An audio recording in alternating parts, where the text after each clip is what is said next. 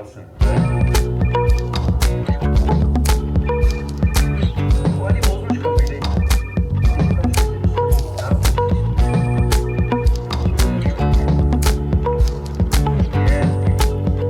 İki sahibi olan köpeğin hikayesini bilirsiniz. İkisi de geçmişler karşısına. Biri bana gel demiş, öteki bana gel demiş. Köpek şaşırmış. Kaçmış. Yok.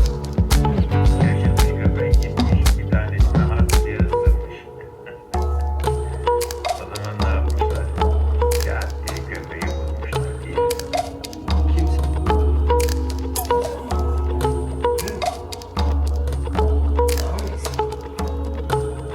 Çok tanımayız. Peki bir fotoğrafta mı gördün? Nerede?